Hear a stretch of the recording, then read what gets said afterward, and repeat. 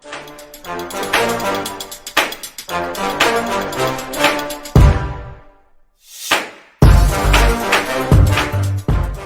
everybody, back again, and today we're going to be starting work on a short sword. We're going to be taking some coil spring and a railroad spike. The coil spring is going to end up making up the blade and the tang, and our railroad spike will end up being our guard and possibly our pommel as well. So let's go ahead and get these in the fire, get started.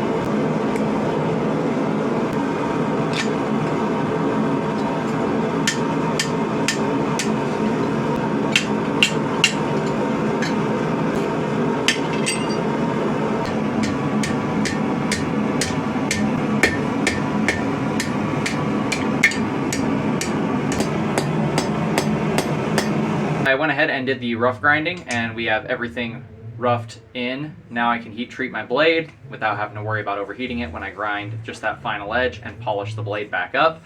I'm also going to polish up the guards and pommel, and I'm going to gun blue the furniture. As you can see, this is going to be a very short blade with a longer handle for its size, and that's just because I want it to feel ridiculously light and fast. So putting that point of balance further back for that counterweight as the pommel, you're not even going to feel this blade when you're moving it around. It'll be such a fast little short sword. Let's light the forge back up, heat treat our blade, and get this all cleaned up. It is now a while later, and as you can see, I've polished that blade up beautifully. It's got a nice sharp edge to it. We do have our gun blued guards as well, which are those reverse swept guards, kind of like a S guard. We've got our railroad spike pommel, which is gun blued as well. And then we've got some steel twist flat wire inside of these wraps, just so you can index where that blade is at any time, because that handle is a little more round than I wanted it to be, but it's still ovate enough where you don't really need those indexing points to know where your edge is. However, I figured it would just kind of look cool like that. Gives it a very rustic vibe, very fantasy sword vibe. But let me know what you guys think of this little long-handled short sword in the comments below. Think of it kind of like an elvish short sword, something that's very nimble and fast, very light. It's actually quite a stout blade.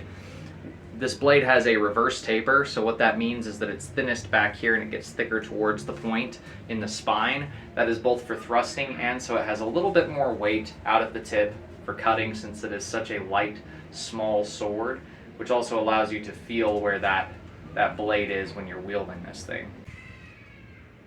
Just figured I'd give you guys a little closer look at the finished sword here.